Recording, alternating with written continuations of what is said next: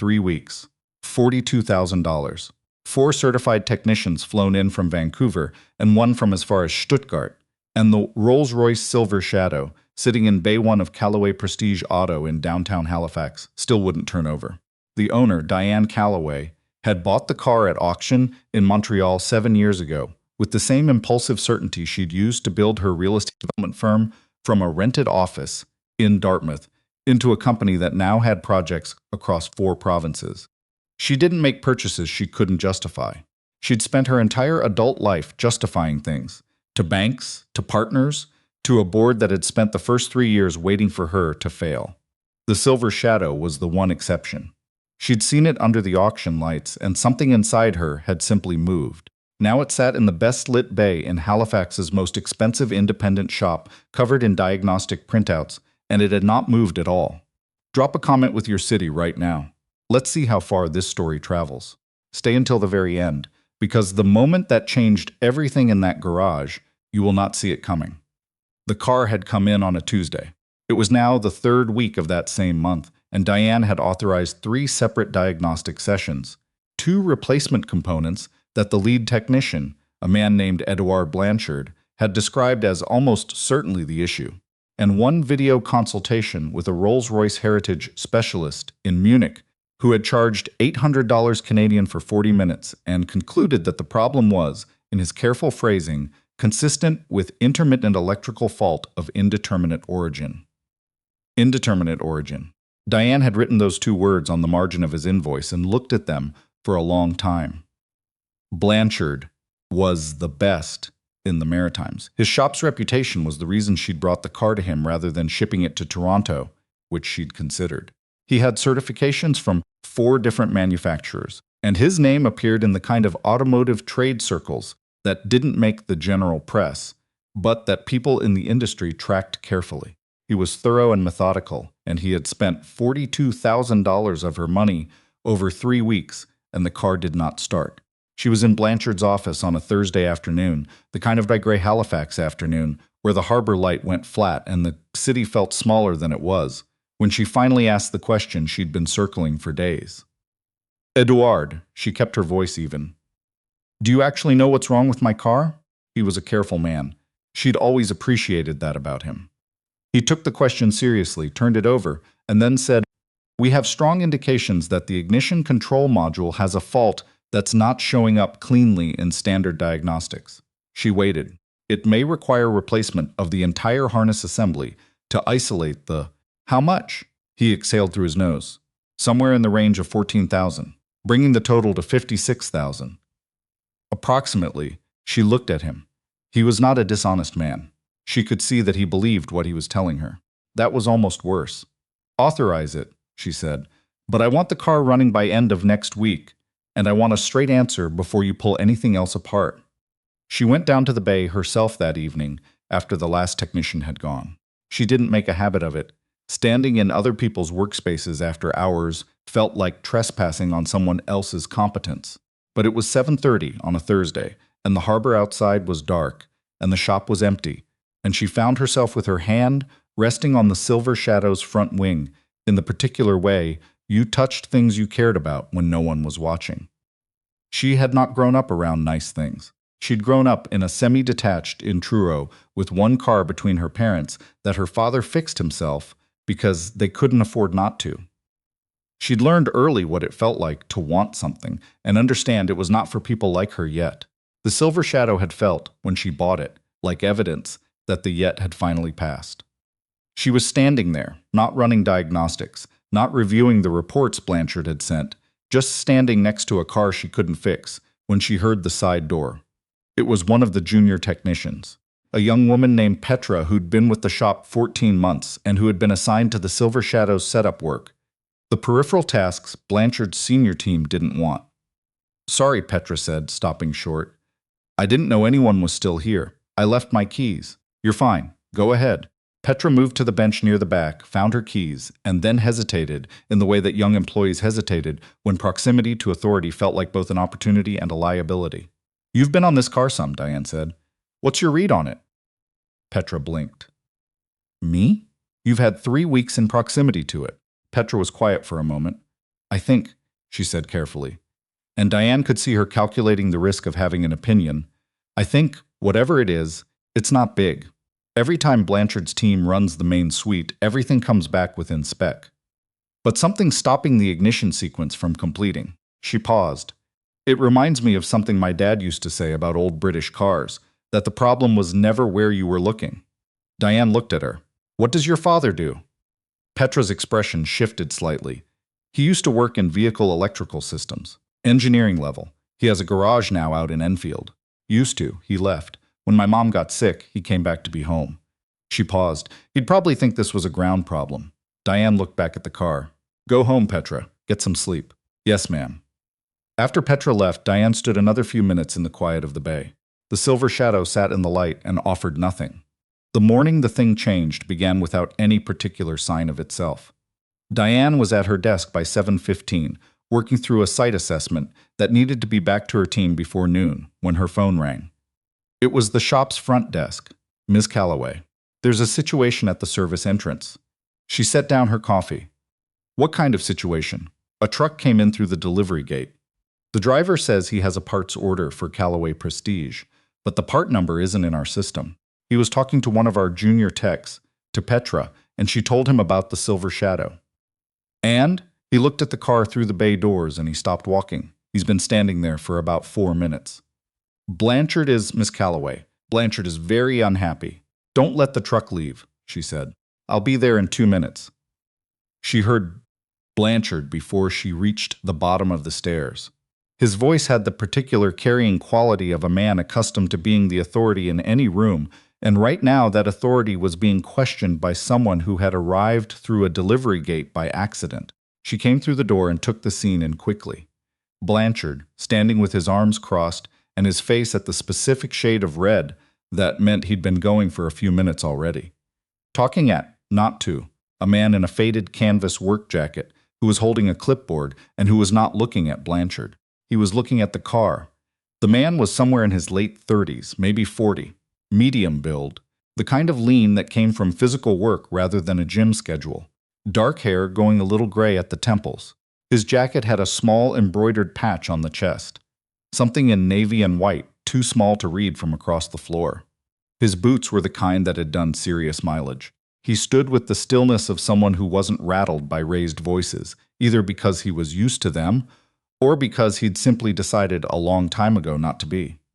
He was looking at the rear section of the Silver Shadow, specifically at the area around the boot and the undercarriage visible beneath it, with the focused, unhurried attention of someone working through a calculation in their head. And I am telling you, Blanchard was saying, that we have run every documented diagnostic protocol for this vehicle, including non-standard secondary checks. And the suggestion that a ground fault could have been overlooked on a car that has been in this bay for 3 weeks. I didn't say overlooked, the man said, without turning around. He said it the way you'd correct a small factual error in a low-stakes conversation.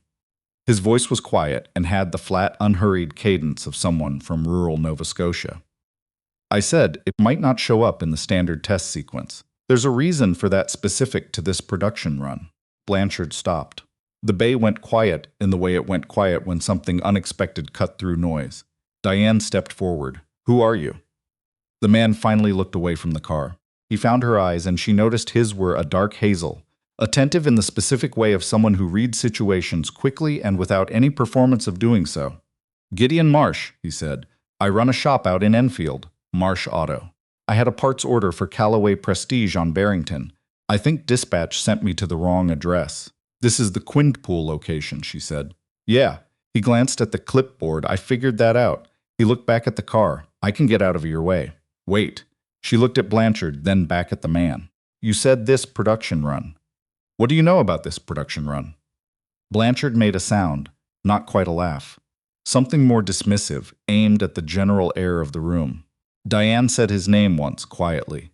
He stopped the way people stopped when they understood the temperature had changed. She looked at Gideon. Answer the question. He looked at the car for a moment. What year is the Silver Shadow? 1979, Petra said from the edge of the group. Something moved in Gideon's face. A small recognition almost imperceptible. 79, he said. Which production window? Spring build, Diane said. February through April. He nodded slowly. That's the window I was thinking of. He looked at her steadily. The 79 Silver Shadow had an engineering change mid-run. Rolls-Royce modified the ground return architecture for the ignition circuit in response to a quality issue they'd identified in the 78 cars. The change was internal, a field modification applied at the factory before the cars went out.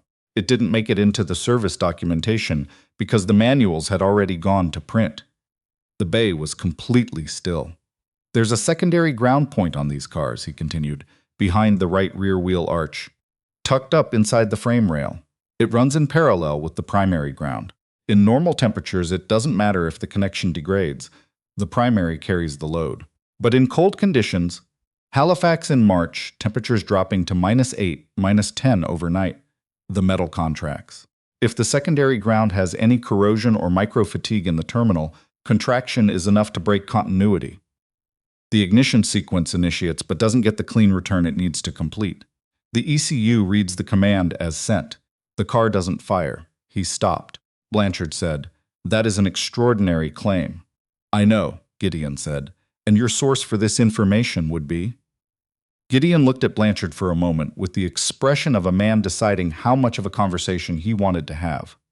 "I worked in vehicle electrical systems engineering for 11 years, he said. Heritage and Specialty Division at a manufacturer in Coventry. I was part of the team that traced the original fault and designed the field correction that went into the 79 spring build." He paused. "I know about the secondary ground point because I'm the one who wrote the specification for it." Nobody moved for a moment. Then Petra made a sound that she immediately covered with her hand. Blanchard drew up to his full height with the compressed energy of a man recalibrating. "You designed part of the solution," Gideon said. "There was a team of 6. I'm not claiming I built the car. I wrote the grounding spec for the ignition correction." He folded his clipboard under his arm with the matter-of-fact precision of a man with other things to get to. "And why?" Diane said carefully. "Are you running a shop in Enfield?" He heard the actual question in it. "I came back," he said simply. "My wife died. My daughter needed a parent who was home. The career was over there." He glanced briefly toward the car, then back. Enfield seemed like a reasonable place to land. He said it without drama and without any invitation to dig further. It was the tone of someone who had lived with a fact long enough that stating it no longer cost them the way it's once had. Diane filed this away in the quiet part of her mind where she kept things that mattered. "You said the secondary ground point is behind the wheel arch," she said. "Right rear, behind the trim panel. It's designed to look like part of the structural casing. You wouldn't know to look for it unless you knew it was there. Can you show me?" Blanchard took a step forward. "Miss Calloway, I have to strongly advise." Eduard. She looked at him directly. "Your team has had 3 weeks and $42,000. The car doesn't start. I'm going to let this man look at it. If he's wrong, we'll know in 10 minutes. She turned back to Gideon. "What do you need?" He thought for a moment. "Flashlight, multimeter, a 1/4-inch drive extension if you have one." One of the junior technicians had already moved to the tool bench. Gideon worked quietly. That was the first thing Diane noticed. She had watched a lot of people work on this car over 3 weeks. Blanchard's team, the Munich specialist on his video call, a heritage mechanic from PEI who'd driven over and spent a full day with it.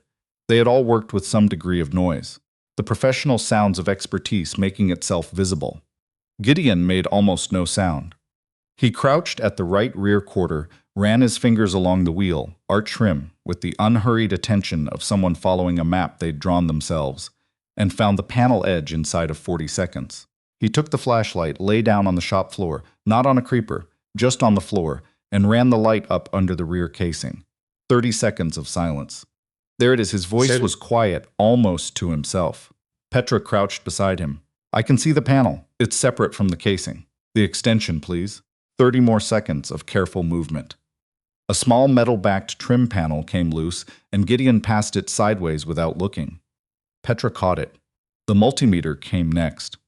Gideon checked resistance across the secondary terminal with the focused attention of someone reading a number they already had an expectation of. He read it once, then again. He slid out from under the car, sat up on the shop floor, and looked at the readout. "There you go," he said quietly. He turned the multimeter toward Diane. She looked at the reading. Even with a practical rather than formal understanding of electrical systems, she knew the number was wrong. Far too high for a connection that should show clean continuity. The terminal has corrosion and micro-fatigue in the copper, he said. Cold nights, metal contracts, contact breaks, secondary ground fails. Ignition can't complete. He glanced up at Blanchard's team. Your diagnostics showed the primary ground at full continuity, which is why everything came back clean.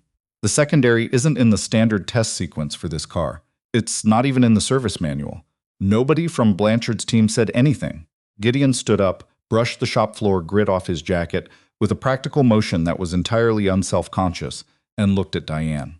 Small wire brush and electrical contact cleaner, he said. Whatever you have on hand. The repair took 4 minutes.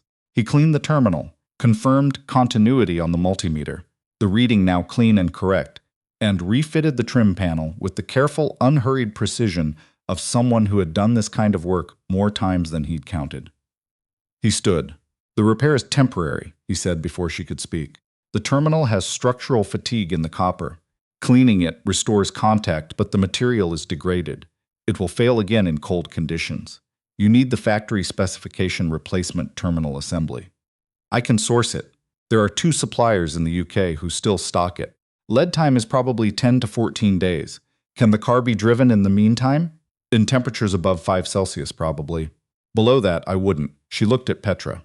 Let's start it. Petra slid into the driver's seat, set her hands and reached for the ignition. The Silver Shadow, 6.75-liter V8, a machine built in an era when British engineering made no apologies for the amount of the world it consumed when it moved. Started on the first turn of the key. The sound it made was not like other cars starting. It was quieter than you expected and more total. A deep, settled authority, like a large room finding its acoustics. It filled Bay 1 and sat there, certain of itself, not racing, not straining, just running.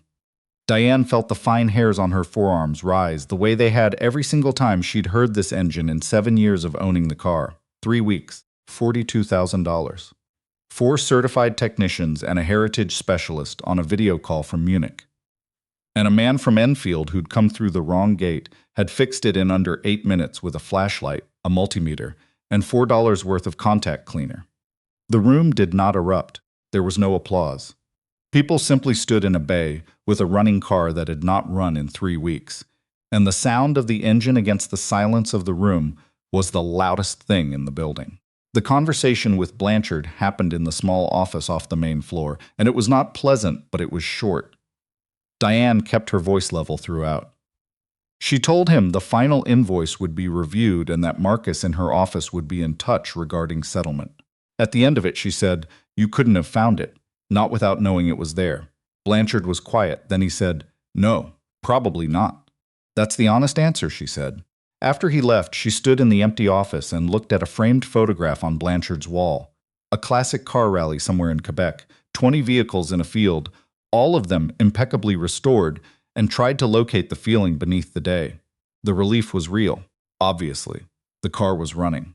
But underneath it was something harder and more specific.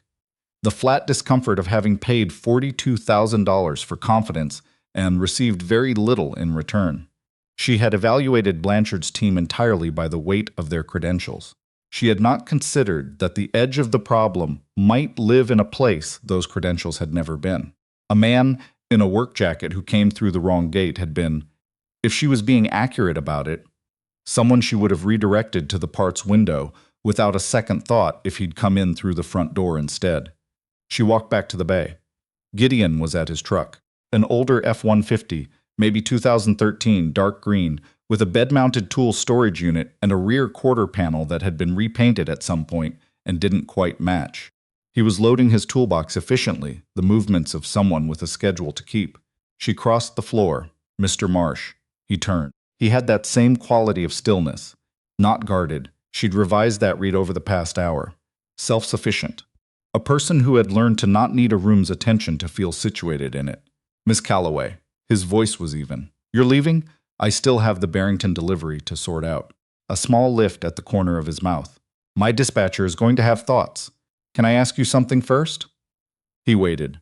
"When you walked in this morning," she said, "and Blanchard's team dismissed you, how did you handle that?" He considered it. Everybody gets dismissed sometimes. It wasn't personal. It looked fairly personal from where I was standing. Blanchard is a very good technician, he said, without any edge in it. He just didn't have the information. Nobody told him about the 79 modification because nobody knew it was relevant. The dismissal wasn't about me. It was about a gap in what the room knew. She looked at him for a moment. I'd like to offer you a consulting contract, she said, for the repair completion when the replacement terminal comes in. I want someone who knows this car's actual electrical architecture in the bay when the part arrives. He looked at her steadily. What are you offering? Name a rate. Something moved briefly across his face. $190 an hour for specialized consultation. Done. It'll probably be 2 weeks for the part. Call it 25 hours of work. I'll authorize 30. She paused. Is there anything else you need? He looked at her with the same focused attention he'd given the car, and she had the impression of being assessed accurately rather than performed at. I'll need to move some things around at the shop, he said. I have a part-time helper and a full week of scheduled work. I'll compensate for the disruption. He nodded once. Brief. All right. He held out his hand. She shook it. His palm was rough in the specific way of hands that had been doing real physical work for years, not the ceremonial texture of business meetings. I'll have someone send the contract over this afternoon, she said. That works? He turned back to the truck, then stopped with his hand on the door. He didn't turn around when he spoke. The car, he said. It's not really about the car, is it? She waited. You were down here last night, he said. Past 7. Not running diagnostics. Just standing next to it. She was quiet for a moment. What makes you say that? The floor near the left front wheel has a scuff pattern that isn't from work boots. He glanced back over his shoulder. People who care about machines because of what they cost don't stand next to them in an empty shop at night. She found to her own mild surprise that she had nothing composed to say to that. Drive safe, Mr. Marsh, she said. He got in the truck. She stood in the delivery entrance and watched the F-150 pull out with the careful, unhurried steadiness of a man who didn't drive like he had something to prove. She could still hear the Silver Shadow idling in Bay 1, its engine turning over in that low, settled voice, fully itself again. The part took 13 days. It arrived in a matte gray case with a Rolls-Royce parts label that had probably been typeset by someone who considered font selection a moral matter. Gideon pulled into the Quinpool service entrance at 8:50 on a Thursday morning, thermos in hand, the same olive work jacket. He nodded at Petra, who was already in the bay with the parts case open on the workbench, and got to work without preamble. Diane was 3 minutes late to a 9 o'clock call because she stopped at the bay entrance to watch him settle in. She didn't mention why she was late, and her assistant, who had seen where she'd paused from the hallway window, was professionally incurious. The repair took 3 hours and 40 minutes. When she came down to the floor at 1 o'clock, the Silver Shadow was running again. Not as a test this time, but with the settled confidence of a machine that had been correctly fixed. Gideon was at the workbench, writing notes by hand, in a small notebook with a worn cover. She noticed the notebook because it was unusual, and because it was very him. How'd it go? She asked. Clean installation. Terminal seated correctly. Continuity confirmed across both ground points. I'd recommend a cold weather test drive before you take it out below 5 degrees, just to confirm the ground return under thermal contraction. But the car is solid. He paused. Petra did good work. I'll make sure she knows that. She already knows, Gideon said. I told her. She looked at him. Most consultants don't bother. Most consultants aren't trying to leave the place better than they found it, he said, without any weight to it, and went back to his notes. She sat down on the stool across the bench from him. She didn't usually sit in service bays in the middle of a workday. She sat down anyway. Can I ask you something? He kept his pen, sure. The shop in Enfield. How long have you been running it? 5 years in July. You went from systems engineering in Coventry to a one-bay garage in a town of 4,000 people. A small pause. He didn't look up immediately. He turned the pen in his fingers. Yeah, that's a significant change of direction. He set the pen down and looked at her with the specific expression of a man deciding how to say something he'd already decided to say. I'd call it the right call, he said. I was good at the engineering work. Very good at it. The problems were real and the margin for error was basically zero, and I found that genuinely satisfying. He paused, but it required a certain kind of life. You're in Coventry or Birmingham or at a supplier facility in Bavaria. You're available when the project needs you. which is all the time. He looked at his hands on the bench. My wife, Nadia, she died when our daughter was 22 months old. Aneurysm. No warning. She went to sleep fine and she didn't wake up. He said it plainly. The way you said things you had made peace with, not because they stopped being true, but because the alternative was not saying them at all. The life that was workable, when it was just the two of us, stopped being workable the minute it was just me and Bria. He paused. She needed someone who came home at the same time most days, who was there for the ordinary things. The school stuff, the sick days, the things that don't look like much until you understand they're actually everything. He looked up. So, I came back, built the shop. That was the right call. Do you miss it? She asked. The engineering work. He considered it honestly. She appreciated that. She'd met a lot of people who answered that kind of question with the reflexive, no, I'm exactly where I should be, that was more armor than answer. Sometimes, he said, when I see a car like this, a brief glance toward the Silver Shadow, and I know what's underneath it, the complexity. The way every system has to talk to every other system and the tolerance is practically zero. There's a part of me that misses being inside that problem at that scale. He paused. But I don't miss the life around it, and you can't have one without the other. No, she agreed. You can't. They were quiet for a moment. The engine idled between them. How old is she? Diane asked. Your daughter. 7. He said it, and his face changed in the specific way faces changed when certain things were named. 7 and 3 months. She would be very clear that the 3 months matter. What's her name? Bria. What does she want to be? He almost smiled. This week, a marine geologist. Last month, a pilot. Before that, a vet. He turned the pen in his fingers. She changes her mind about every 3 weeks. I think that's probably correct for 7. Diane thought about herself at 7. She had wanted to be a mechanic, which had surprised exactly no one who knew her father, but had confused her teachers for years. I should let you get back, she said, standing. I'm done, just finishing the notes. She picked up her badge from the bench where she'd set it without thinking. I'll have the final payment process today. Appreciate it. She was almost to the door when she heard him say her name. Not Miss Calloway, just Diane. It was the first time he'd used it, and it stopped her in a way that caught her off guard. She turned. He was looking at her with the direct, unperformed expression she'd come to recognize over the past 2 weeks. Not guarded, not performing anything. Take it out, he said. The car. It's 12 degrees today. That's well within range. She looked at him for a moment. Drive safe, Mr. Marsh. He nodded once. She turned for the door, and she was fairly certain she was smiling, and fairly certain he could tell. She drove the Silver Shadow that evening, south along the Armdale Rotary and out the Chain Lake Drive, then onto Highway 103 where the city thinned and the road opened. She pushed it past 130 on a clear stretch and felt the engine simply absorb the speed the way it did. Not straining, not announcing itself, just doing it with the settled authority of something built to do exactly this. She thought about a man from Enfield sitting in her service bay, writing notes in a worn notebook, and saying 7 and 3 months the way you said things that mattered. She drove home with the heat on and felt for the first time in a while like something had been put right that she hadn't known was crooked. 3 days later, she called Marsh Auto. She had a reason ready. A question about sustained cold weather storage protocols for the terminal assembly, technically legitimate. She was also aware, in the honest part of her accounting, that the question could have been an email, and she was calling instead. He answered on the second ring. Marsh Auto. It's Diane Calloway, a beat of adjustment on his end. Is everything all right with the car? The car is fine, she said. I took it out Wednesday evening, ran it to 130 on the 103, no issues. She paused. I had a question about the cold snap coming next week. Forecasted lows of -15 for 4 nights. You said below 5, don't drive it. I understood. But I wanted to know about storage. Anything specific to the ground terminal you replaced. He was quiet for a moment, and she had the clear impression he was deciding whether the question was the actual question.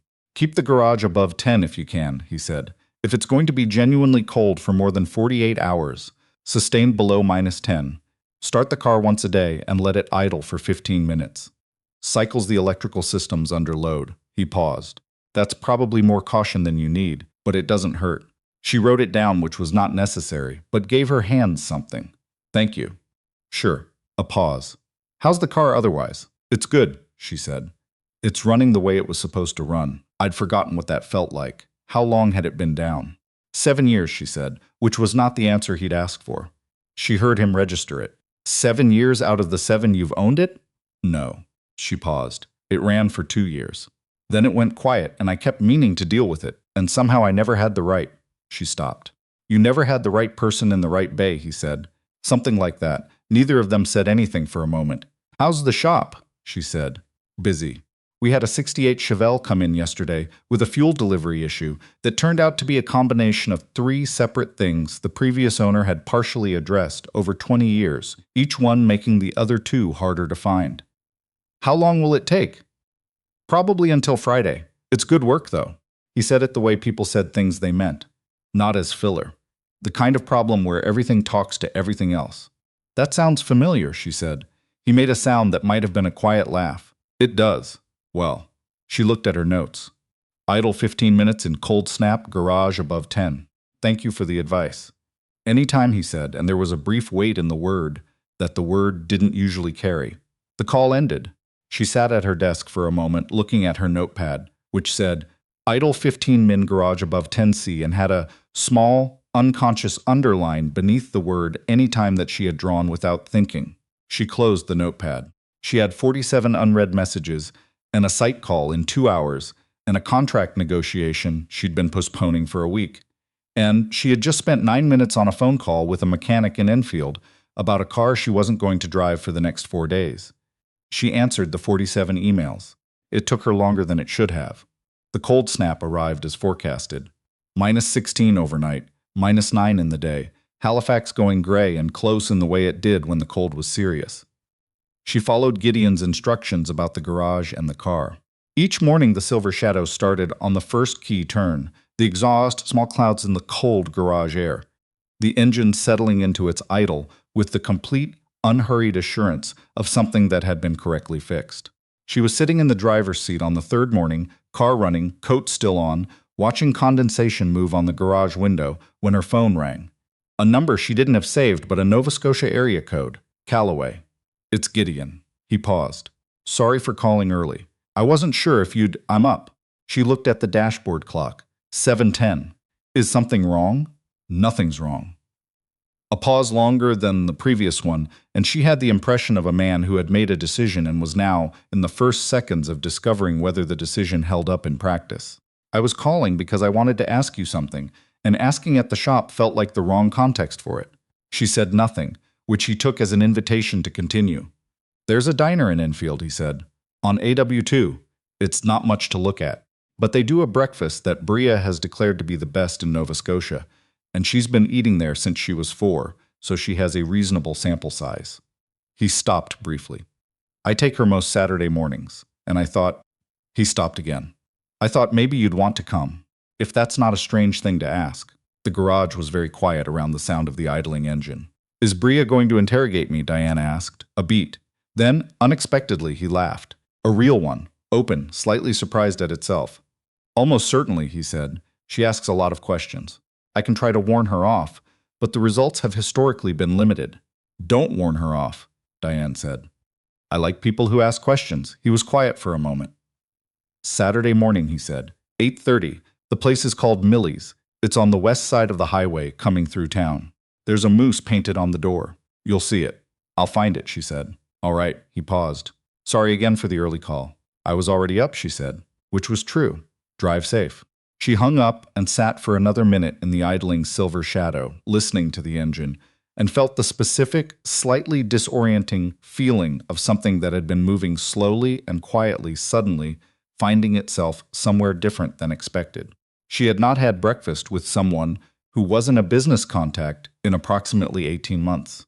She had not spent voluntary unscheduled time with a 7-year-old since her brother's kid's birthday party the previous spring, which she had left after 40 minutes, citing a call that she had answered with perhaps more relief than the call warranted. Saturday was 5 days away. She noticed herself looking at those 5 days the way she looked at obstacles. That was new information about herself. Millie's was exactly what the drive-by suggested it would be, a squat, wood-sided building with a hand-painted moose on the door and a parking lot that held 9 cars at capacity. The moose had been repainted at least once, the colors slightly misregistered. The sign in the window said open since 1987 in vinyl letters that had started to peel at the corners in a way that somehow made the claim more believable, not less. Gideon's F-150 was in the far corner of the lot. She recognized it before she recognized anything else. She sat in her car for 30 seconds, long enough to notice that she was nervous in a specific way. Not the controlled, metabolized nerves of a difficult meeting, but something quieter and more personal. The mild vertigo of a situation with no agenda she'd prepared, and no leverage point she'd identified. She got out. The diner smelled like coffee and maple syrup, and something fried, and the accumulated warmth of a building that had been feeding the same 100-kilometer radius for almost 40 years. Gideon was in a corner booth, and across from him was a small girl with dark hair in an uneven braid and a green fleece with a small narwhal embroidered on the pocket, who was coloring a paper placemat with a set of markers and narrating something to herself in a low, continuous voice. When Diane came through the door, the girl looked up with her father's eyes, that same direct, attentive hazel, except on her face the quality read not as containment but as open, undisguised assessment. "Are you Diane?" she said before Diane had reached the table. "I am. Dad said you have an old Rolls-Royce." Gideon said Bria, and Bria said what? It's a question, simultaneously. "It is," Diane said, sliding into the booth. "I do have an old Rolls-Royce." Bria considered this with the specific seriousness of a scientist reviewing a new data point. "Is it silver?" "Dark blue, actually." Bria seemed to find this acceptable. "Dad says Rolls-Royces are complicated." "Your dad is right. He fixed yours, though." "He did." Bria looked at her father with a brief satisfaction. "He fixes everything," she said, and returned to her coloring with the same certainty she'd deployed throughout. Gideon met Diane's eyes over the table. He had the expression of a man who had hoped for approximately this and was cautiously finding it. "Coffee?" he said. "Please," she said. He poured from the carafe, and she noticed his hands again, the roughness, the steadiness, a small pale scar on the inside of his right wrist, an inch long, the kind that came from a tool slip rather than anything more dramatic. She hadn't noticed it before. "What are you drawing?" she asked Bria. "A narwhal." Bria didn't look up. "But I only have blue and gray, so I have to use blue twice." "Is it a specific narwhal?" Bria looked up at this, surprised to be asked a precise question. "They don't give them names," she said. "Not officially, but researchers track them by their tusks." She paused. "Narwhal tusks are actually modified teeth. The left tooth. It can grow up to 3 meters." "That's remarkable," Diane said, and she meant it in the uncomplicated way, because the certainty of a 7-year-old presenting tusk facts was genuinely remarkable. "I know," Bria said, with the flat matter-of-factness of someone for whom false modesty was an unnecessary detour. Diane felt something soften in her chest. Unexpected, unannounced. She didn't examine it. She'd learned that looking at certain things directly too early was the fastest way to make them self-conscious. She picked up the menu. "What's good here besides the obvious?" "The brown toast," Gideon said, "and the coffee is significantly better than the building would suggest." "You don't look like a brown toast person." He raised an eyebrow. "What does a brown toast person look like?" "I have no idea," she said honestly. "I just said it." He almost smiled. The corner of his mouth moved in the minimal, precise way she was starting to recognize as his version of a full expression. "Get the brown toast." She got the brown toast. He was right. The three of them sat in the warm booth while the morning went on outside, and Bria finished her narwhal and started a second one, a beluga this time, rendered in careful gray with small notes in the margin about blubber thickness that she explained to Diane without being asked. The coffee was exactly as good as advertised. The conversation moved the way conversations moved when nobody was performing anything, a little uneven, redirected every few minutes by Bria, asking something that cut directly across whatever thread had been developing. Gideon talked about the shop the way people talked about things they actually thought about. Not the client-facing version, the actual texture of it. A 73 Alfa Romeo that a retired school teacher from Enfield had been bringing in for 12 years with a new complaint every 4 months that had gradually become, Gideon suspected, less about the car than about having somewhere to go on a Tuesday. A set of brake pads that a customer had bought online and installed himself that had been installed backwards. A 16-year-old who'd started coming in on Saturday afternoons asking to learn, who Gideon had started letting sweep the floor and hand him tools and ask questions. "Does he pay you?" Diane asked. No, you're teaching him for free. Someone taught me for free, Gideon said. My grandfather had a small shop outside Pictou. I used to go there after school from the time I was about that kid's age. He talked while he worked, and I listened, and I learned more in that shop than in any formal program. He paused. That kid is going to be good at this if someone gives him the time. I have the time. Diane looked at him across the table. She thought about credentials and pedigree and the architecture of expertise she'd spent 20 years learning to navigate, and about a man who came through the wrong gate by accident and fixed a car that 4 certified technicians hadn't found the fault on, and about a grandfather outside Pictou who had talked while he worked and asked nothing in return. That's a good thing to do, she said. He shrugged, which was not dismissal, but the specific discomfort of a person who did things because they were right and found being noticed for it slightly uncomfortable. It's not a big deal. It is, she said. He looked at her, and something in the look was slightly different from the contained expression she'd learned to expect. He picked up his coffee cup, which was something to do with his hands, and she noticed that and found it, for reasons she couldn't fully explain, reassuring. Bria looked up from the beluga. Are you coming next Saturday? She asked, with the complete directness of someone who had not yet learned to disguise her actual questions as something else. Gideon, said Bria. At the same time, Diane said, I'd like to. A small silence. Bria looked between them with the expression of a child who has understood something the adults haven't said yet and found it satisfactory. She went back to the beluga. Outside the diner window, the highway carried the ordinary Saturday morning traffic of a small Nova Scotia town. Pickup trucks and minivans, and one very muddy ATV on a trailer. The moose on the door creaked slightly in a wind off the lake. Diane looked at her half-empty coffee cup, at the narwhal Bria had finished and the beluga she was working on, at Gideon across the table, with his hands around his cup and that slightly unsettled expression she was, against all available evidence of her own habits, finding herself wanting to see again.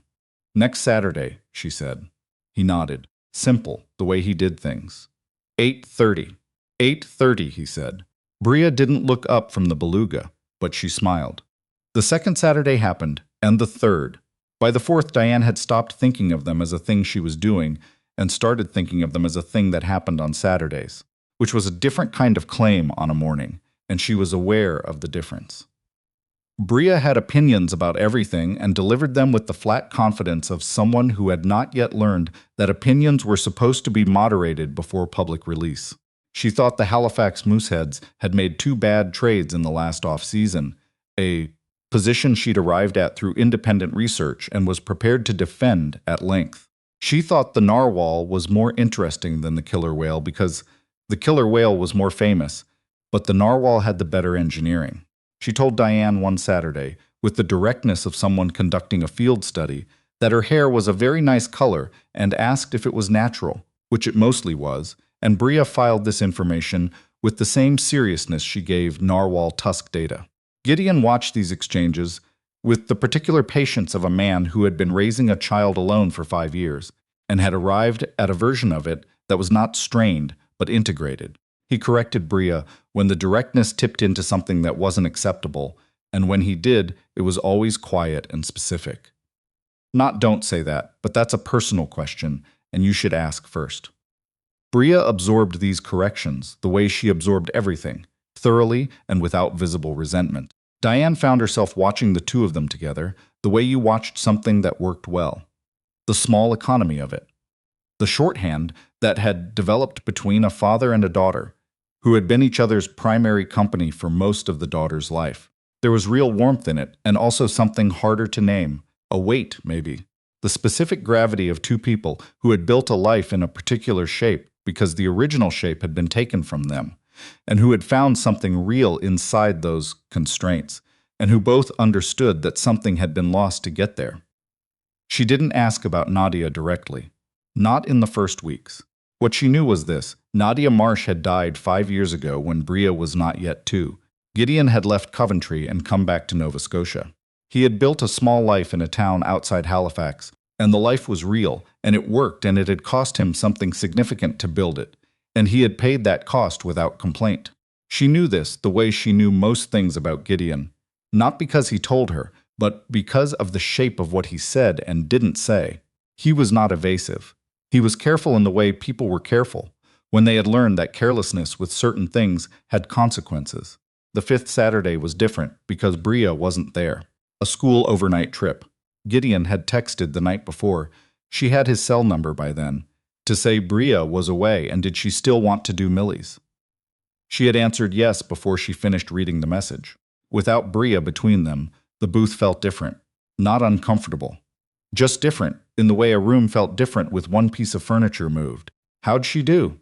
Diane asked, settling in. "She texted me at 10:30 last night to report that the cabins had mice, and that this was, and I'm quoting, extremely interesting from a habitat perspective." He poured her coffee. She was not frightened, he added. She was taking notes. "That sounds right for her." "Yeah." He set the carafe down. "She likes you." "I like her," Diane said. It was simple and true. She picked up her cup. "She told me last week that I was the most genuinely useful adult she'd met, which I think was a compliment." "It was," Gideon said. "She has a category for adults who are functional, but not actually useful or interesting. It's not a small category." She told me. Apparently it includes someone named Gerald from the school council. Gerald, Gideon confirmed, with the expression of a man who had met Gerald and found the categorization correct. Diane laughed. The real kind, from somewhere lower than performance. She hadn't laughed like that with anyone in a while. She noticed it the way you noticed when something you'd been going without was suddenly there. They ordered. She got the brown toast. She always got the brown toast now. He got a 2-egg breakfast with back bacon that he ordered the same way every week, with the unself-conscious habit of a man who had found something good and stopped looking. "Tell me about the engineering work," she said, what it was actually like. Not the CV version. He looked at her for a moment. Then out the window at the highway, where a cattle truck was making slow progress toward Windsor. "It was the best intellectual work I've ever done," he said, "and I mean that without any complicated feelings attached to it. The problems were real problems. The margin for error was 0, and the interesting questions all lived in that margin." He paused. "I was part of a small team, 4 of us initially, grew to 7, who worked specifically on electrical systems for limited production and heritage restoration. Your job was to find the thing the standard documentation didn't account for, the edge cases. The places where the spec was written for ideal conditions and reality wasn't ideal. The 79 ground point," she said. "That's one example. There were dozens. Over 11 years, he turned his coffee cup in his hands. You'd spend 3 weeks on a problem, and the solution would be something physically small, but exactly right. Minimum intervention for maximum effect. That's how you worked on the car. That's always how you should work." He said it simply. "Most people overcomplicate. It's usually not 100 things. It's usually one thing. The difficulty is in being patient enough to find it instead of throwing resources at everything else first." She was watching him as he talked. The containment he usually wore hadn't disappeared, but it had relaxed slightly, the way a person relaxed when talking about something they genuinely cared about. "Blanchard threw resources at everything else first. Blanchard is very good at finding the 100 things," Gideon said. There was no satisfaction in his voice. She'd noticed that before. He never landed on Blanchard with any pleasure. He just didn't know where the one thing was. That wasn't a failure of effort. It was a failure of specific information. He looked at her. "I should have said something sooner. When Petra told me it had been 3 weeks, I had a strong read on what was happening. I should have been clearer about that instead of waiting for someone to redirect me." She looked at him. "You think that's on you?" "I let Blanchard reset the room," he said. "I'm not used to that kind of dynamic anymore. At the shop, it's just me and the car. No hierarchy. But in that bay with all those people, I defaulted to not pushing." "You pushed," she said. "I watched you." He shook his head slightly. 8 minutes earlier would have been better. "You also can't know what you'd have done if you'd come in through the front door," she said, instead of the delivery gate. Something in his expression shifted. "You heard about that?" "I said it." She held his gaze. "That evening when you were leaving. I told you that if you'd walked in through the lobby, I would probably have had someone redirect you to the parts counter." He looked at her. "Probably," he said. "I was being generous with myself." She paused. "I would have. I filter by surface, same as most people. I tell myself I don't, because I grew up without money, and I know what it's like to be assessed and found insufficient before you've said a word, and I still do it." She stopped. "That bothers me." He was quiet for a moment, with the specific stillness of someone actually listening, rather than preparing a response. You recognized it, he said. That's not nothing. Recognizing a mistake after the fact is the minimum, she said. It's not a virtue. No, he agreed. But what you do with the recognition after is. The food came. They ate. The morning went on around them with the ordinary noise of a small-town diner on a Saturday. Short order sounds from the kitchen, the bell above the door, the low overlap of other tables. The easy, unpolished rhythm of a place that served the same people most weekends and didn't make a thing of it. Nadia was in materials engineering, he said, after the plates were cleared. Without preamble, Diane looked up. Composites and structural alloys for high-performance applications. We met at a conference in Bristol. She was presenting research. I was there for a supplier meeting. He looked at his cup. She was sharper than me by a significant margin. Diane said nothing. That was the right call, and she knew it. She was 31 when she died, he said. No warning. Nothing that would have told us anything was coming. He said it with the particular plainness of a man who had learned that plainness was safer than the alternatives. Not because the facts had lost their weight, but because the weight was constant now and had to be carried some way. Bria was 22 months old. She doesn't remember her. Does she know about her? A lot, he said. I've made sure of that. There are photographs everywhere. I tell her stories. Things Nadia said, how she worked, what she found funny. He paused. I know it's not the same as knowing her. Bria knows Nadia through my version of her. That's imperfect. But it's something real, Diane said. He looked at her. Yeah, it is.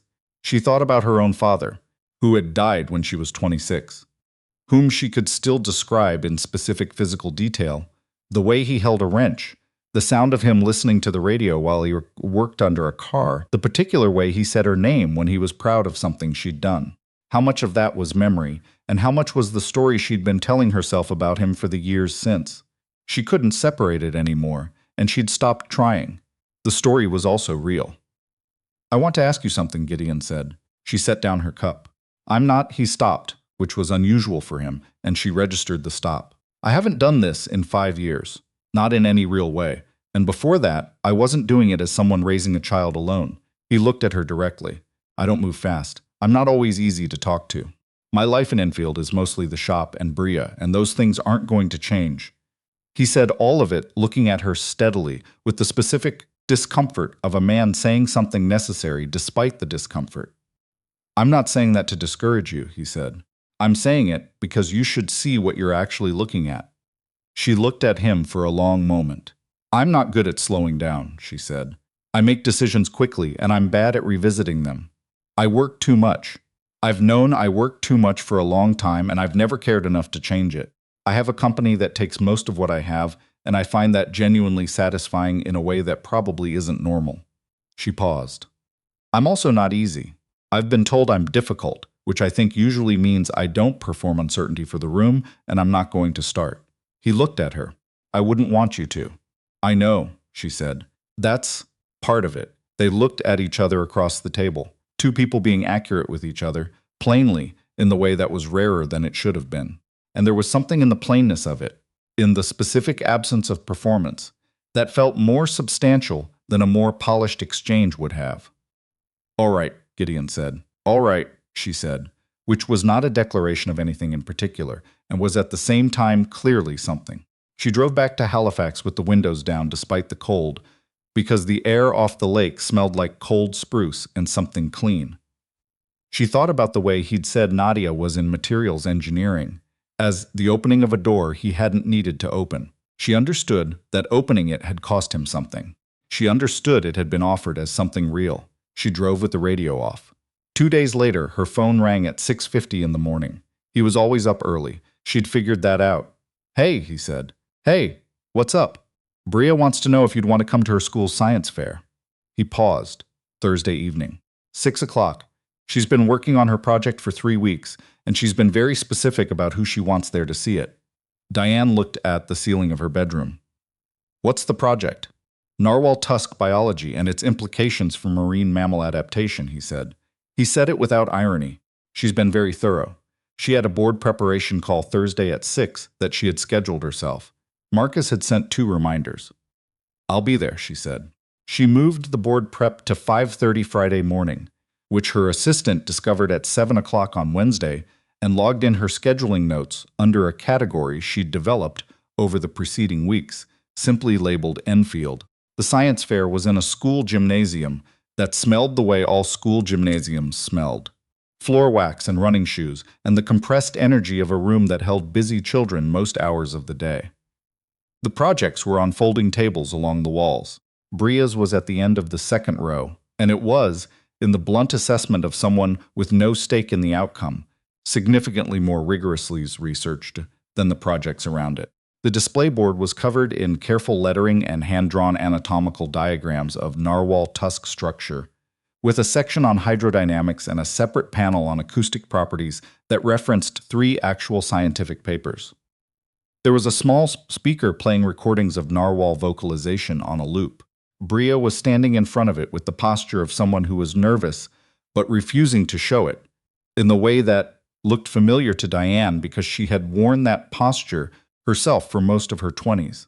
When she saw Diane come through the gymnasium doors, Bria's face did something so unguarded and complete that Diane felt it as a physical thing. Pure, uncomplicated relief that a person she'd wanted to be there had arrived. "You came," Bria said. "I said I would." "I know." Bria looked down for a half second, then back up. "I just wanted to make sure."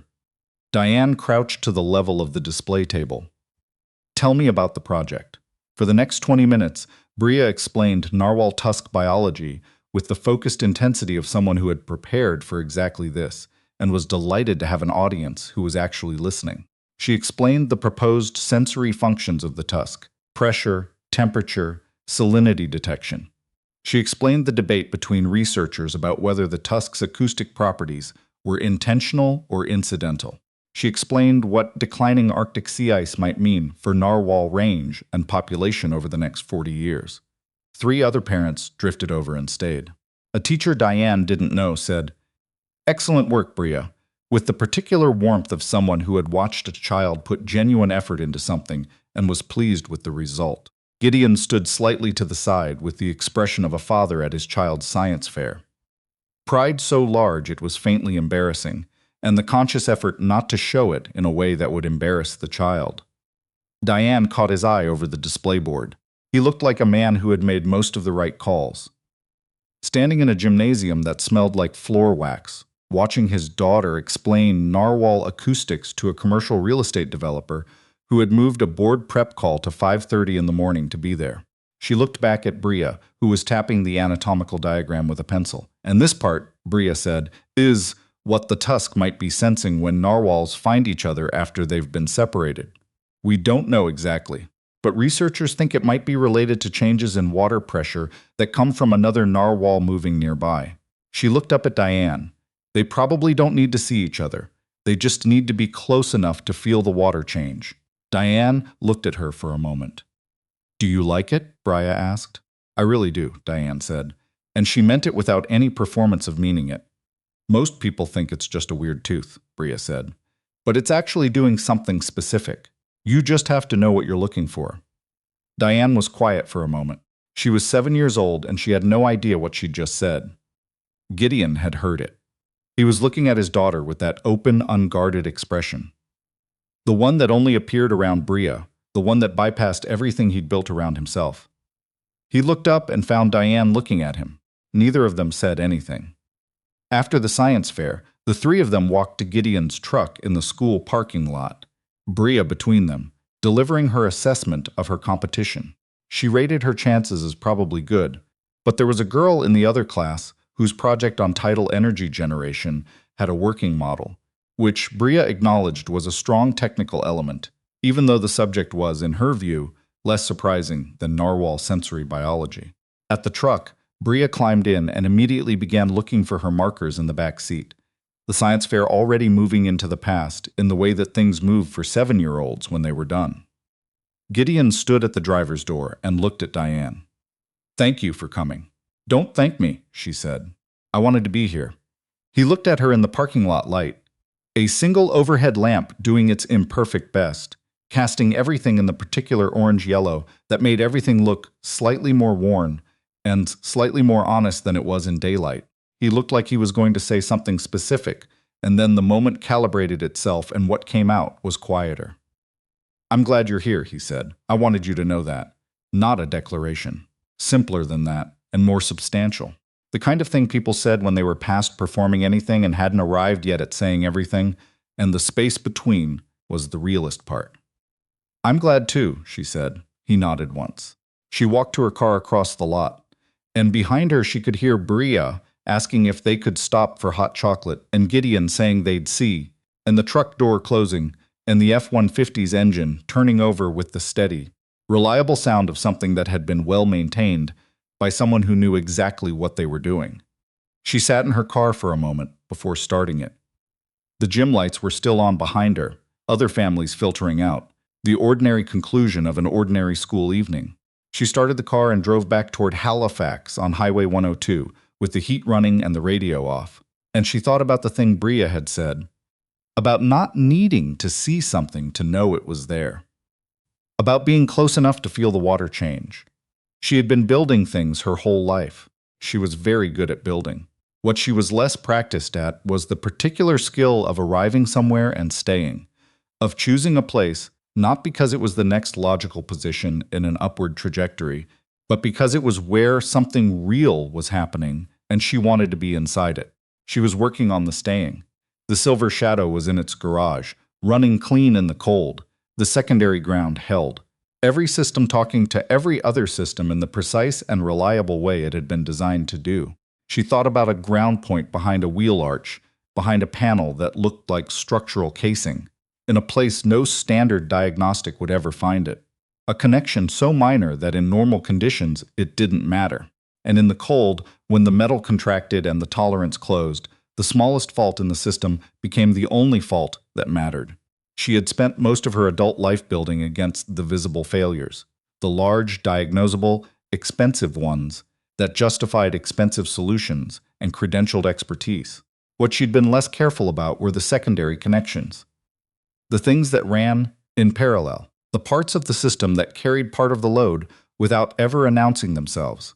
She was learning to pay attention to those. It was slower work than she was naturally suited to. But she was learning that the most important things were often not in the standard documentation. They were the things you could only find if someone had put them there once, in another life, and carried the knowledge of them forward without knowing exactly when it would matter. She arrived home. The apartment was quiet. On the windowsill of her home office, where the afternoon light hit it just right, she'd placed a small piece of beach glass she'd found at Lawrencetown the previous weekend. Worn smooth by water, and time until every edge was gone, and the surface had gone soft and milky and opaque. Her phone had 2 work messages she'd answer in the morning, and one from Gideon that said only safe home, and one from Bria that said narwhal project second place, but girl with title model was actually good, so okay. She answered Gideon first. "Home safe," she wrote. "Thank you for tonight." His reply came back in under a minute. "Next Saturday." Next Saturday, she wrote back. She set her phone down and stood at the window for a moment. Halifax was doing what it did on a Tuesday evening in late autumn. Steady and unhurried, the harbor dark and present beyond the grid of lights, the Atlantic out past it, cold and enormous and indifferent in the specific way that very large things were indifferent, which was not coldness. Just scale. She turned off the lamp. She slept without checking email. And in the morning, the car started on the first turn of the key.